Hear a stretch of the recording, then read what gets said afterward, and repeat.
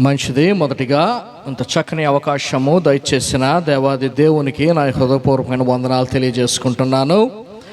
అదే రీతిగా మరి ఈరోజు పరిశుద్ధ వివాహంలో జతపరచబడిపోతున్న పెండ్లి కుమారుడు సురేష్ గారికి, అలాగే సహోదరి సంధ్యారాణి గారికి, కుటుంబ సభ్యులకు, బంధువులకు, స్నేహితులకు, శ్రేయోభిలాషులకు, సంఘస్థులకు, ప్రతి ఒక్కరికి ప్రభు అయిన యేసుక్రీస్తు వారి పరిశుద్ధ నామములో నా యొక్క వందనములను మీకు తెలియజేసుకుంటున్నాను. ఈ యొక్క వివాహం కొరకు చాలా రోజుల నుంచి ప్రార్థన చేస్తున్నాం. దేవా, చక్కని వాతావరణము, అనుకూలమైనటువంటి వాతావరణము దయచేయి అని ప్రార్థన చేసినప్పుడు దేవుడు ఈరోజు మనకి చక్కని వాతావరణమును దయచేసి ఈ రీతిగా ఈ పరిశుద్ధ వివాహంలోనే పాలిభాగస్తులు అవ్వటానికి దేవుడు మన పక్షంన కృప చూపించి ఉన్నాడు. నమ్మిన వారు దేవునికి స్తోత్రం చెప్దాం. హల్లెలూయా.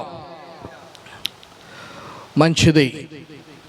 నా తండ్రి అడిగిన ప్రశ్నే నేను మళ్ళా అడుగుతూ ఉన్నాను. ఎంతమంది వివాహాలను ఇంతకు ముందు చూసిన వారు ఉన్నారు?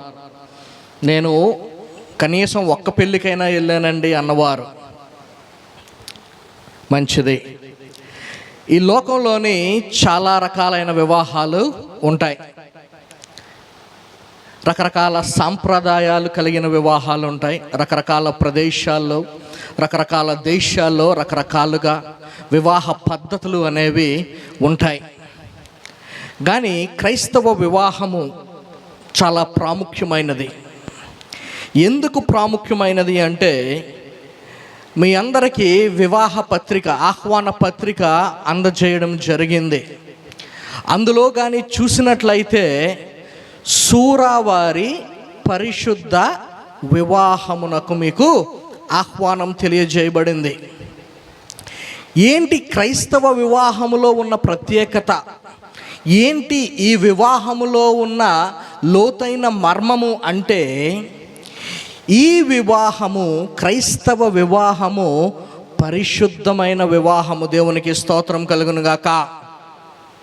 ఎందుకు పరిశుద్ధమైన వివాహము అనబడతాది అంటే, పరిశుద్ధుడైన దేవుని యొక్క సమక్షములోని, పరిశుద్ధుడైన దేవుని యొక్క సహాయ సహకారాలతోని ఈ వివాహము అనేది జరగబడుతుంది గనుక దాన్ని పరిశుద్ధ వివాహము అని పిలువబడతాది. దేవునికి స్తోత్రం. ఒక ఫ్రెంచ్ ఫిలాసఫర్, ఒక ఫ్రెంచ్ తత్వవేత్త వివాహం గురించి వ్యంగ్యంగా ఈ రీతిగా అంటాడు. ఏమని అంటాడు అంటే, a perfect marriage is only possible between a blind wife and a deaf husband అని. a perfect marriage అంటే ఒక చక్కని వివాహము గుడ్డిదైన భార్య మధ్యన, చెవిటివాడైన భర్త మధ్యనే సంభవము అని చెప్తాడు ఆయన. అంటే ఏంటి అంటే, భార్య గుడ్డిదైతే భర్త ఏ పని చేసినా కనిపించదు, భర్త చెవిటివాడైతే భార్య ఏ మాటలన్నా వినిపించవు. కనుక ఈ వివాహం ఎలాగైపోతుందంట, సాఫీగా సాగిపోతుంది. కానీ బైబిల్ ఏం చెప్తుంది అంటే, a perfect marriage is only possible if Christ is the center of that marriage. నమ్మిన వారు దేవునికి స్తోత్రం చెప్దాం. ఒక చక్కని వివాహము ఎప్పుడు సాధ్యమవుతుంది అంటే, క్రీస్తు కేంద్ర బిందువుగా ఏ వివాహములో అయితే ఉంటాడో ఆ వివాహము చక్కని వివాహముగా మార్చబడుతుంది. అందుకనే క్రైస్తవ వివాహములోని క్రీస్తుకి ప్రాధాన్యత ఎక్కువ ఇస్తుంటారు. క్రైస్తవ వివాహములోనికి క్రీస్తు తాలూకా మాటలకి ప్రాధాన్యత ఉంది.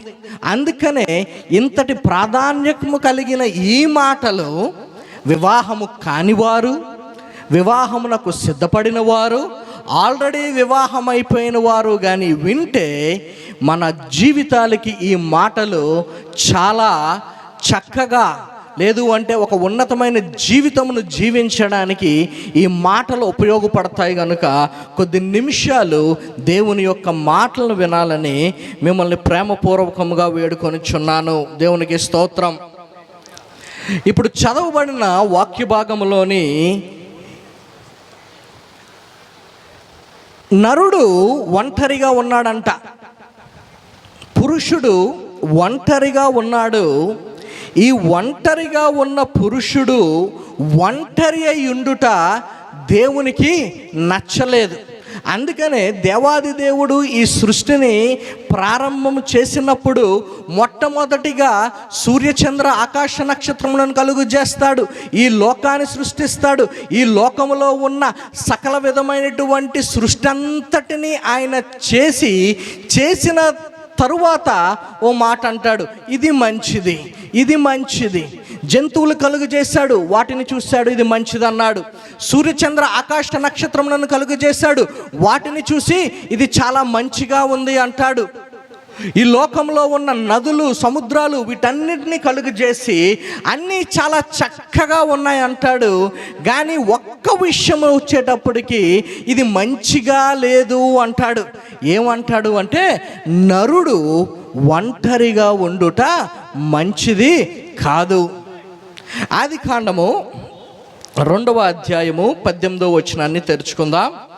ఆదికాండము 2వ అధ్యాయము 18వ వచనంలోని మరియు దేవుడైన యెహోవా నరుడు ఒంటరిగా నుండుట మంచిది కాదు, వానికి సాటి అయిన సహాయము వాని కొరకు చేయుదుమనుకొనెను. దేవునికి స్తోత్రం కలుగునుగాక. The institution of marriage is not the idea of man, but the institution of marriage is the idea of God. వివాహ సంబంధం అనేది మనుష్యుని తాలూకా ఆలోచన కాదు, కానీ వివాహ బంధం అనేది ఎవరి తాలూకా ఆలోచన? దేవుని తాలూకా ఆలోచన. అందుకనే ఏమంటున్నాడు అంటే, ఈ యొక్క నరునికి సాటి అయిన సహాయము వాని కొరకు చేయుదునని అనుకున్నాడంట దేవుడు. ఎప్పుడైతే దేవునికి ఈ నరుడు ఒంటరిగా ఉండడం నచ్చలేదో ఒక తలంపు కలిగి ఉన్నాడు.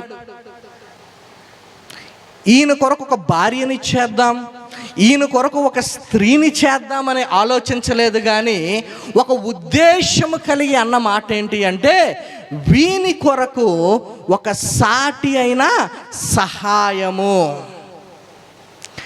Wife is a perfect partner. నమ్మిన వారు దేవునికి స్తోత్రం చెప్దాం. భార్య అనేది ఒక పురుషునికి చక్కని భాగస్వామి. ఎవరైతే ఒక చక్కని భాగస్వామ్యము కలిగి ఉంటారో వారి జీవితము చాలా ఉన్నతముగా ఉంటుంది. క్రికెట్ ఆట ఎంతమందికి తెలుసు? అందరూ చూస్తారు కదా, మన భారతదేశంలో చాలా ప్రాముఖ్యం. ఈ క్రికెట్ ఆటలోని ఒక జట్టు ఒక గొప్ప స్కోర్, ఒక ఎక్కువ రన్స్ సాధించింది అంటే ఆ యొక్క స్కోర్ని కానీ మీరు చూసుకున్నట్లయితే ఎవరో ఒక ఇద్దరి మధ్యన చక్కని భాగస్వామ్యం ఉంటుంది, పార్ట్నర్షిప్ రన్స్ అంటారు. ఈ ఇద్దరూ కలిసి ఒక జట్టు తాలూకా విజయాన్ని లేదు అంటే అపజయాన్ని శాసించగలుగుతారు. నమ్మిన వారు దేవునికి స్తోత్రం చెప్దాం. ఒక వ్యక్తి బాగా ఆడి ఇంకొక వ్యక్తి బాగా ఆడకపోయినా ఆ జట్టు అనేది గెలవడము అసాధ్యం. ఒక వ్యాపారాన్ని చూసుకుంటే ఒక ఇద్దరు వ్యక్తులు కలిగి ఒక వ్యాపారాన్ని కానీ మొదలు పెట్టారు అంటే ఈ ఇద్దరు వ్యక్తులు ఆ వ్యాపారాన్ని చక్కగా నడిపించినట్లయితే ఆ వ్యాపారం ఎలా సాగుతుంది? లాభాల్లో సాగుతుంది. ఈ ఇద్దరిలో ఒకరు తప్పిపోయినా, ఈ ఇద్దరిలో ఒకరైనా ఆ యొక్క వ్యాపారం గురించి సరైన ఆలోచన అవగాహన కలిగి లేకపోయినా ఆ వ్యాపారము ఆశించినంత స్థాయిలోని ఫలించదు, లేదు అంటే వృద్ధి చెందదు. అందుకనే దేవుడు వివాహ బంధాన్ని ఏర్పాటు చేస్తున్నప్పుడు ఏమంటాడు అంటే, వీని కొరకు ఒక సాటి అయిన సహాయము. Wife is a pleasant helper. భార్య ఎలా ఉంది అంట? ఒక చక్కని భాగస్వామిగా ఉంది, ఒక చక్కగా భర్తను నడిపించే ఒక పార్ట్నర్గా ఆమె ఉంది. భర్త ఈ యొక్క వివాహ బంధాన్ని నడిపించే నాయకుడిగా ఉన్నాడని బైబిల్ గ్రంథం సెలవిస్తూ ఉంది. ఏ ఒక్క ఉద్దేశంతో అయితే, ఏ ఒక్క పార్ట్నర్షిప్ అయితే దేవుడు భార్యాభర్తల మధ్యన ఉద్దేశించాడో, ఒక భార్య ఒక భర్త ఎప్పుడైతే ఒకరిని ప్రోత్సహించుకుంటూ, ఒకరిని ఒకరు ప్రేమించుకుంటూ, ఒకరి కొరకు ఒకరు పనిచేస్తూ ఉంటే ఆ వివాహం ఎలా ఉంటుంది అంటే అద్భుతమైన వివాహముగా మారుతూ ఉంటుంది. దేవునికి స్తోత్రం కలుగునుగాక. క్రైస్తవ వివాహములోని క్రీస్తు కేంద్ర బిందువుగా కలిగిన ఈ వివాహములోని మొట్టమొదటిగా భార్యాభర్తల తాలూకా పార్ట్నర్షిప్ అనేది చాలా ప్రాముఖ్యం. ఈ పార్ట్నర్షిప్లోని ఏమేమి ఉంటాయో ఒక 2 వాక్యాలను చదివి మనము ముందుకు సాగుదాం. దేవునికి స్తోత్రం కలుగును గాక. ఈ ఇద్దరు ఎందుకు ఉండాలి పార్ట్నర్షిప్లోని అంటే, జ్ఞాని అయిన సొలొమోను రాస్తూ ప్రసంగి గ్రంథం తెరుద్దాం ఒకసారి. ప్రసంగి గ్రంథము 4వ అధ్యాయము 9వ వచనాన్ని చదువుకుందాం. ప్రసంగి గ్రంథము 4వ అధ్యాయము 9వ వచనము. ఇద్దరి కష్టము చేత ఉభయులకు మంచి ఫలము కలుగును గనుక ఒంటిగాడై ఉండుట కంటే ఇద్దరు కూడియుండుట మేలు. దేవునికి స్తోత్రం కలుగును గాక. ఒక వ్యక్తి ఒక పని తానంతట తానుగా చేయాలి అనుకుంటే ఆ వ్యక్తికి ఆ పని ఏమవుతుంది, కొంచెం కష్టంగా ఉంటుంది. ఎప్పుడైతే ఆ వ్యక్తికి ఇంకొక వ్యక్తి కానీ తోడయ్యాడో ఆ యొక్క పని ఏమైపోతుంది అంటే 2 ప్రాముఖ్యమైన విషయాలు జరుగుతాయి. ఏంటి అంటే పని తాలూకా సులభము, పని తాలూకాది చాలా సులువైపోతుంది. ఇంకొకటి ఏంటి అంటే సమయము ఆదా అవుతుంది. అందుకని ఏమంటున్నాడు అంటే ఒంటిగాడై ఉండుట కంటే ఇద్దరు కూడియుండుట మేలు. 10వ వచనంలో ఏమంటుందంటే, వారు పడిపోయినను ఒకడు తన తోటివాడిని లేవనెత్తును, అయితే ఒంటిగాడు పడిపోయిన ఎడల వానికి శ్రమయే కలుగును, వాని లేవనెత్తువాడు లేకపోవును. దేవునికి స్తోత్రం కలుగును గాక. ఎప్పుడైతే భాగస్వామ్యంలో ఇద్దరు కలిసి పని చేస్తే, ఇద్దరు కలిసి నడిస్తే, ఇద్దరు కలిసి జీవిస్తే, ఒక వ్యక్తి బలహీనపడి పడిపోయినను వేరే వ్యక్తి ఏం చేస్తాడంట, లేవనెప్పుతాడు. ఆ యొక్క ప్రయాణం అనేది చాలా సాఫీగా జరుగుతూ ఉంటుంది. క్రీస్తు కేంద్ర బిందువుగా కలిగిన వివాహములో మొట్టమొదటి ప్రాముఖ్యమైన విషయం ఏమన్నా ఉంది అంటే అది భార్యాభర్తల మధ్యన చక్కని భాగస్వామ్యం. అందుకనే లైఫ్ పార్ట్నర్ అంటారు. ఏంటి? జీవిత భాగస్వామి అంటారు. భార్య భర్తకు జీవిత భాగస్వామి, భర్త భార్యకు జీవిత భాగస్వామి. వీరిరువురు ఎప్పుడైతే చక్కని భాగస్వామ్యంలోని నెలకొల్పుతారో వారి జీవితము సాఫీగా ముందుకు సాగిపోతుంది. ఈ భాగస్వామ్యంలోని చాలా ప్రాముఖ్యమైన 2 విషయాలు ఉన్నాయి. వాటిని ఒకసారి చదువుకుందాం. ఎఫెసీ పత్రిక, అపోస్తలుడైన పౌలు ఎఫెసీ సంఘానికి వ్రాసిన పత్రిక 5వ అధ్యాయము 22వ వచనాన్ని చదువుకుందాం. స్త్రీలారా, ప్రభువునకు వలె మీ సొంత పురుషునకు లోబడియుండుడి. దేవునికి స్తోత్రం కలుగునుగాక. Wives submit to your husbands. భార్యలారా మీ భర్తలకు ఎలా ఉండండి అని చెప్తుంది బైబిల్ గ్రంథము. లోబడి ఉండడం. లోబడి ఉండడము అంటే ఏదో బానిసగా బ్రతికి ఉండడం కాదండి. లోబడి ఉండడము అంటే భర్త తాలూకా ఇష్టాలకు అనుగుణముగా.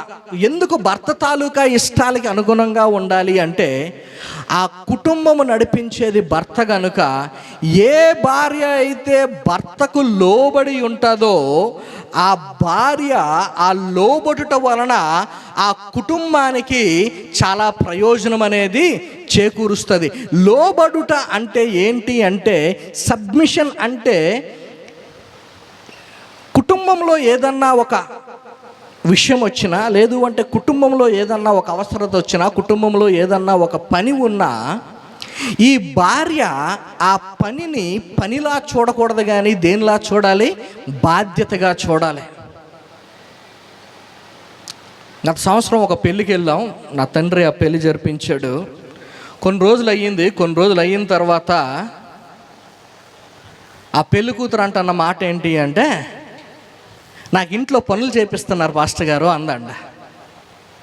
ఏమంది? ఇంట్లో నాకు పనులు చేపిస్తున్నారు పాస్టర్ గారు. నా తండ్రి అన్న మాట ఏంటంటే, అమ్మ అది పని కాదు, ఇది నీ ఇల్లు. నువ్వు వేరే ఒకళ్ళ ఇంట్లో పని చేస్తే నువ్వు పని మనిషి అవుతావు, కానీ నీ ఇంట్లో నువ్వు పని చేస్తే ఎవరన్నా పని మనుషులు అవుతారా? అవరు. ఎప్పుడైతే భార్య విధేయత కలిగిన జీవితమును జీవిస్తుందో కుటుంబంలోనే, ఆ కుటుంబం తాలూకా సంతోషం ఇంత అంతా కాదు. నిన్నటి దినము ఇదే సమయానికి మా ఇంట్లోని నాకు నా భార్యకి మధ్యన ఒక చిన్న సంభాషణ జరిగింది. ఆ సంభాషణ ఏంటి అంటే, ఆమెకు ఒక చెప్పులు నచ్చాయి, ఆన్లైన్లోనే కొనిపించుకుంది. ఆర్డర్ చేసాము, వచ్చింది. పొట్టయిపోయిన తర్వాత చెప్పులు నచ్చాయి కానీ పొట్టయిపోయి తిరిగి పంపించడానికి అవ్వదు. నెమ్మదిగా ఏదో ఒకటి చేసి వాళ్ళ అత్తగారి దగ్గరికి వెళ్ళి ఆ చెప్పులు వాళ్ళ అత్తగారికి అంటగట్టేసింది. అత్తగారికి కూడా చెప్పులు బాగా నచ్చాయి, వేసుకుని వచ్చారు. ఇప్పుడే ఇచ్చేసింది అత్తగారికి. నిన్న పొద్దున్న నా దగ్గరికి వచ్చింది. వచ్చి కూర్చుని, నేను నిన్న బట్టలు ఉతుక్కుందామని బట్టలు నానబెట్టాను. బంగారు, నీ బట్టలు నేను ఉతికేనా? ఉతకమంటావా చెప్పు, నేను ఉతికేస్తాను. లేదులే నేను ఉతుక్కుంటాను అన్నాను. నేను లేదు పర్వాలేదు, నువ్వు ఉతకమంటే చెప్పు, నేను ఉతికేస్తాను అంది. అలా కొద్ది నిమిషాలు అయిన తర్వాత, ఆ చెప్పులు ఉన్నాయి కదా అవి అత్తయ్యకి ఇచ్చేసాను, నాకు ఇంకో జత కొంటే బాగుంటుంది, దాన్ని నెక్స్ట్ సైజు అంది. ఎందుకు ఈ మాటలు చెప్తున్నాను అంటే, నా భార్య నెల జీతం 2,44,000. ఒక నెల జీతం ఎంత? 2,44,000. నా పర్మిషన్ అక్కర్లేదు ఆమెకి డబ్బులు ఖర్చు పెట్టాలంటే. కానీ ఏమొచ్చి బ్రతిమలాడుతుంది నా దగ్గర, చెప్పులు కొనవా? ఆ చెప్పులు కాస్ట్ ఎంత అంటే 600 రూపాయలు అంతే. భర్తగా నా బాధ్యత ఏంటి? ఇదే ఎఫ్ఎస్సి పత్రిక తర్వాత వచ్చిన వాళ్ళు ఏమని చెప్తాడంటే, భర్తలారా మీ భార్యలను ప్రేమించండి, అన్కండిషనల్ లవ్, షరతులు లేని ప్రేమ. ఏ భార్య అయితే భర్తకు లోబడి ఉంటుందో, ఏ భర్త అయితే భార్యని ప్రేమిస్తాడో, ఆ కుటుంబం ఎంత సంతోషంగా ఉంటుందంటే మా కుటుంబంలాగా ఉంటుంది. దేవునికి స్తోత్రం కలుగును గాక. నేను ఏ విషయంలోని అతిశయపడను, కానీ మా కుటుంబ విషయంలో మాత్రం నేను చాలా అతిశయపడతాను. నేను చూసిన క్రైస్తవ కుటుంబాల్లో కానీ బయట కుటుంబాల్లో కానీ మాకన్నా ధనవంతులు ఉన్నారు, మాకన్నా చక్కని ఆస్తిపరులు ఉన్నారు, మాకన్నా చక్కని స్థితి కలిగిన వారు, గౌరవం కలిగిన వారు ఈ లోకంలో నేను చాలామందిని చూశాను. కానీ మా కుటుంబం ఎలాంటి కుటుంబం అంటే, ఏ ఒక్క చిన్న పొరపాటుకు కూడా ఆస్కారం ఉండదు మా కుటుంబంలోనే. అత్తకి కోడల మధ్యన ఏమీ ఉండవు, భార్యాభర్తల మధ్యన ఏమీ ఉండవు. ఎందుకు క్రీస్తు కేంద్ర బిందువుగా ఒక కుటుంబంలో ఉండాలి అంటే, ఇక్కడ బైబిల్ ఏం చెప్తుంది అంటే, స్త్రీలారా మీరు ప్రభువునకు ఏ రీతిగా అయితే లోబడుతున్నారో మీ భర్తలకు ఆ రీతిగా లోబడండి అంటున్నాడు. రిఫరెన్స్ పాయింట్ ఏంటి? లోబడడం కంటే క్రీస్తుకు మీరు లోబడినట్లయితే మీ భర్తలకు మీరు లోబడతారు. పురుషులారా మీ భార్యలను ప్రేమించండి. ఏ రీతిగా ప్రేమించాలి అంటే, క్రీస్తు సంఘమును ఏ రీతిగా అయితే ప్రేమించాడో. మళ్ళా ఇక్కడ రెఫరెన్స్ పాయింట్ ఎవరి దగ్గరకు వచ్చింది? కొలమానం ఎవరితో కొలుస్తున్నాడు? క్రీస్తుతోనే. అందుకనే ఒక కుటుంబములోని, ఒక వివాహములోని క్రీస్తు కేంద్ర బిందువుగా ఉంటే ఆ కుటుంబంలోని లోపాలు ఉండవు. దేవునికి స్తోత్రం కలుగునుగాక. ఆ యొక్క విధేయతలో లోపం ఉండదు, ప్రేమలోనే ఉండదు, లోపం ఉండదు. ఏ ఒక్క కుటుంబంలోని లోపాలు ఉండవో ఆ కుటుంబం ఎలా ఉంటుంది? ఉన్నతముగా ఉంటుంది. క్రీస్తు కేంద్ర బిందువుగా ఉన్న వివాహములోని రెండవ ప్రాముఖ్యమైనది ఏంటి అంటే ప్రేమ, విధేయత. భర్త భార్యను ప్రేమించాలి, భార్య భర్తకు విధేయురాలై ఉండాలి.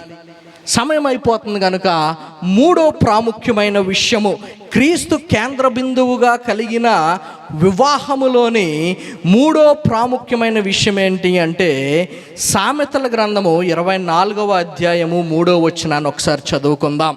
సామెతల గ్రంథము 24వ అధ్యాయము 3వ వచనము.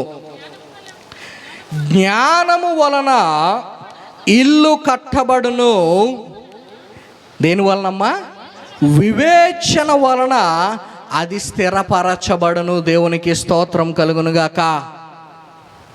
జ్ఞానము వలన ఇల్లు కట్టబడును. అదేంటండి, ఇల్లు కట్టడానికి మేస్త్రులు ఉంటే సరిపోతుంది, ఇల్లు కట్టడానికి చక్కని పనివారు ఉంటే సరిపోతుంది కదా అంటే, ఇక్కడ ఇల్లు అంటే బయటికి కనిపించే బిల్డింగ్ కాదు, కానీ ఇల్లు అంటే కుటుంబ వ్యవస్థ. ఈ కుటుంబ వ్యవస్థ దేని వలన కట్టబడుతుందంట? జ్ఞానము వలన కట్టబడుతుంది. ఏ కుటుంబం అయితే జ్ఞానము కలిగి నడుచుకుంటుందో, ఏ కుటుంబం అయితే దేవుని యొక్క జ్ఞానమును సంపాదించుకుని ముందుకు నడుస్తుందో ఆ కుటుంబము కట్టబడుతుంది. కట్టబడడం అంటే it's a constant and continuous process. ఆగిపోతుంది. అంచెలంచెలుగా అభివృద్ధి అనే ఒక స్థితిలోనికి ఆ కుటుంబము వెళ్తుంది. దేని వలన? జ్ఞానము వలన. మళ్ళా ఈ జ్ఞానములో రకాలు ఉన్నాయి. మనుష్య జ్ఞానం ఒకటి ఉంది, దైవికమైన జ్ఞానం అనేది ఒకటి ఉన్నది. ఒక ఉన్నతమైన ఇల్లు కట్టబడాలి అంటే మనుష్య జ్ఞానము సరిపోదు. ఎందుకు అంటే మనుష్య జ్ఞానములోని లోపాలు ఉంటాయి. సామెతల గ్రంథం 9వ అధ్యాయం 10వ వచనములోని జ్ఞానము గురించి మాట్లాడుతూ జ్ఞాని అయిన సొలొమోను ఏమంటాడు అంటే, యెహోవా యందలి భయభక్తులు కలిగి ఉండుట జ్ఞానమునకు మూలము. ఏ కుటుంబం అయితే దేవుని యందు భయభక్తులు కలిగి ఉంటుందో ఆ కుటుంబానికి దేవుడు ఏం ప్రసాదిస్తాడంట? జ్ఞానము ప్రసాదిస్తాడు. ఏ జ్ఞానము అది? దైవికమైన జ్ఞానము. ఏ జ్ఞానమైతే దైవికముగా ఉంటుందో ఆ జ్ఞానాన్ని ఉపయోగించుకుంటే ఆ కుటుంబం ఏమవుతుంది? కట్టబడుతుంది. ఒక వారం క్రితము కర్ణాటక రాష్ట్రంలోని ఒక ఘోరం జరిగింది. మీలో ఎంతమంది న్యూస్ చూసారో తెలియదు, కానీ ఒక ఇద్దరు యవనస్తులు ప్రేమించుకున్నారు. పురుషుడు స్త్రీ ప్రేమించుకున్నారు.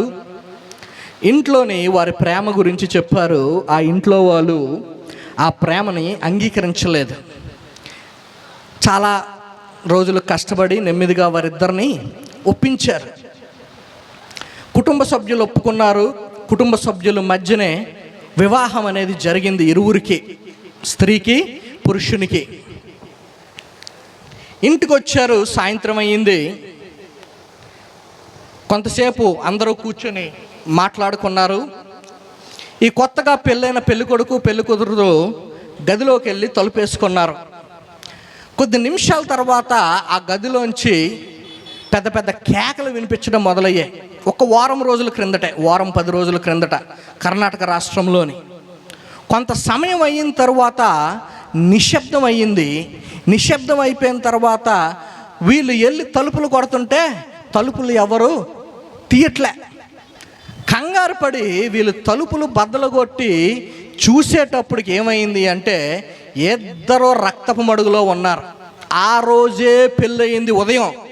సాయంత్రానికి ఏమైంది అంటే రక్తపు మడుగులో ఉన్నారు. పెళ్లి కొడుక్కి పెళ్లి కూతురికి ఏవో భేదాభిప్రాయాలు కలిపి వచ్చినందుకున పెళ్లి కూతుర్ని చంపేశాడు, తనకు తాను చంపుకున్నాడు. ప్రేమించుకున్నారా? ప్రేమించుకున్నారు, కానీ ఆ ప్రేమకు అర్థం తెలియదు. కాపురం చేయాలని ఆశపడ్డారా? కాపురం చేయాలనుకున్నారు, కానీ కాపురాన్ని చేసే జ్ఞానము లేకపోయింది. అందుకనే ఈరోజు మన సమాజంలోని అనేకమైనటువంటి వివాహాలు కోర్టులోను, పోలీస్ స్టేషన్లోను, పెద్ద మనుషుల మధ్య పంచాయతీలుగా మారుతున్నాయి అంటే దానికి ఏకైక కారణం ఏమన్నా ఉంది అంటే ఆ వివాహములోని దేవుడు లేకపోవడమే. ఏ వివాహమైతే క్రీస్తుని కేంద్ర బిందువుగా చేసుకుని జీవిస్తాదో ఆ వివాహం అనేది క్రీస్తుకి మాదిరికరమైన జీవితము జీవిస్తూ ఉంటుంది.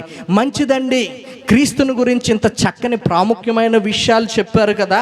మరి క్రీస్తు ఏ రీతిగా మమ్మల్ని నడిపిస్తాడు అంటే కీర్తనల గ్రంథం 32వ అధ్యాయాన్ని తెరుచుకుందాం. కీర్తనల గ్రంథము 32వ అధ్యాయము 8వ వచనాన్ని ఒకసారి చదువుకుందాం. నేను చదువుతాను, ఆగండమ్మా. కీర్తనల గ్రంథము 32వ అధ్యాయము 8వ వచనము. నీకు ఉపదేశము చేసేదను, నీవు నడువవలసిన మార్గము నీకు బోధించదను, నీ మీద దృష్టి ఉంచి నీకు ఆలోచన చెప్పేదను. ఎవరంటున్నారు ఈ మాటలు? దేవాది దేవుడైన పరిశుద్ధ దేవుడు అంటున్న మాటలు ఏంటి అంటే నీకు ఉపదేశము చేస్తాను, నీవు నడువవలసిన మార్గము నీకు బోధిస్తాను, నీ మీద దృష్టి ఉంచి నీకు ఆలోచన చెప్పెదను. దేవుడు బాధ్యత వహించే దేవుడు. నూతనముగా జతపరచబడుతున్న ఈ యొక్క వధూవరుల్ని వారి యొక్క దాంపత్య జీవితంలో నడిపించాలి అంటే ఎవరి ఉపదేశము ప్రాముఖ్యము? దేవుడైన ఉపదేశము ప్రాముఖ్యము. ఆయన అంటున్న మాట ఏంటి అంటే నీవు నడువవలసిన త్రోవలను నేను నీకు బోధిస్తాను అంటున్నాడు. అంటే ఏంటి అంటే ఏ మార్గంలో పడితే ఆ మార్గంలో మీరు నడవడానికి ఇక వీలు లేదు, కానీ దేవుడు ఏ మార్గంలో నడిపించాలని ఆశపడుతున్నాడో ఆ మార్గంలో కానీ మీరు కానీ నడుచుకున్నట్లయితే అది మీ జీవితానికి మేలుకరముగా, ప్రయోజనకరముగా ఉంటుంది అని చెప్తున్నాడు. మరి దేవుడు ఎలా బోధిస్తాడు? తల్లిదండ్రులైనటువంటి వారు ఒకసారి చేతులు ఎత్తండి. నాకు పిల్లలు ఉన్నారు అన్నవారు ఎవరన్నా చేతులు ఎత్తండి. మీ పిల్లల్ని మీరు బడికి పంపిస్తున్నారా అండి? లేదు, చిన్నపిల్లలు అయితే బడికి పంపించే ఉద్దేశాలు ఉన్నాయా? స్కూల్కి, కాలేజీకి, యూనివర్సిటీలకి ఎందుకు మన పిల్లల్ని పంపిస్తామో? వారు చక్కగా చదువు నేర్చుకుంటారు. చదువు కొంత తెలివిని, జ్ఞానాన్ని ఇస్తుంది కనుక ఈ లోకంలోని వారు చక్కగా జీవించాలి అంటే చదువు వారికి ఎంతో ఉపకారము కనుక ఏం చేస్తాం? మన పిల్లల్ని మనము స్కూళ్ళకి, కాలేజీలకి పంపిస్తాం. ఎందుకు అంటే అక్కడ బోధ చేస్తారు. ఆ బోధ వింటే మా పిల్లలు చాలా చక్కగా తయారవుతారు అని. మరి క్రీస్తు కూడా బోధించాలని ఆశపడుతూ ఉన్నాడు. దేవుని మాటలు ఎక్కడ దొరుకుతాయి? దేవుని మాటలు సంఘాల్లో బోధిస్తారు. దేవుని మాటలు ఇలాంటి కార్యక్రమాల్లో బోధిస్తారు. దేవుని యొక్క మాటలు గృహకూడికలని రకరకాల కార్యక్రమాల్లోని దేవుని యొక్క మాటలు బోధిస్తారు.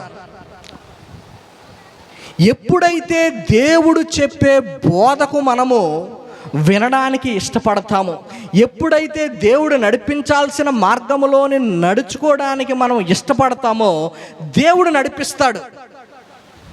ఇక్కడ ఎవరి పిల్లల కన్నా ఇంటికొచ్చి పాఠాలు చెప్పే టీచర్లు ఎవరన్నా ఉన్నారండి? లేదండి, మా పిల్లల్ని మేము బడికి పంపించము, టీచర్లే మా ఇంటికి వచ్చి మా పిల్లలకి పాఠాలు నేర్పిస్తారన్న తల్లిదండ్రులు ఎవరన్నా ఉన్నారా?